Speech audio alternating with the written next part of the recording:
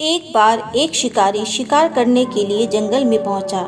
उसने अपने तीर पर बहुत ही खतरनाक जहर लगाया और शिकार को निशाना बना करके उसने तीर को छोड़ा, लेकिन उसका तीर चूक गया और तीर एक पेड़ पर जा लगा। वह पेड़ बहुत ही हरा भरा था और बहुत सारे तोते उस पेड़ पर रहते थे।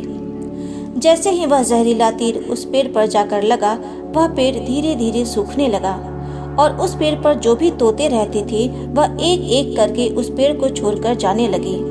उस बड़े से पेड़ के कोटर में एक बहुत ही बूढ़ा तोता रहता था, जो बहुत ही धर्मात्मा और अच्छे मन का था।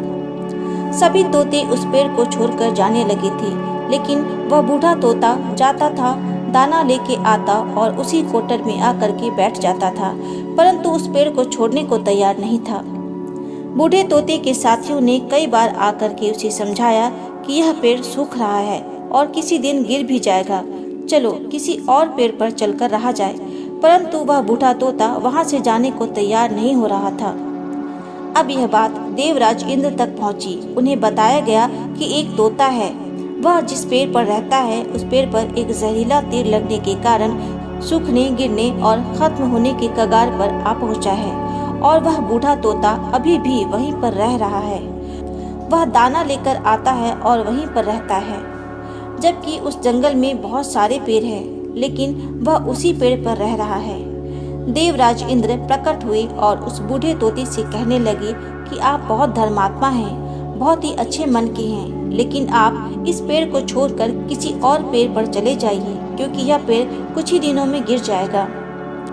तालाब के पास में बहुत से बड़े बड़े हरे भरे पेड़ हैं, बड़े बड़े कोटर हैं, उन पेड़ों पर फल भी लगे हुए हैं, उन्हें वहीं पर तोड़कर खा सकते हैं, परंतु यहाँ से आप चले जाएं। तोता बोला, माफ कीजिएगा, इस पेड़ ने मुझे जीवन दिया है, शिकारियों से मेरी रक्षा की है, हर मौसम में मेरे साथ रहा है, ये कोटर मेरा घर है, यहाँ मैं पला बढ़ा हूँ, इस पेड़ को मैं छोड़कर कैसे जा सकता हूँ?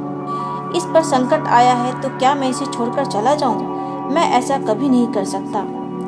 देवराज इंद्र तोते की इस बात से बहुत ही प्रसन्न हुए।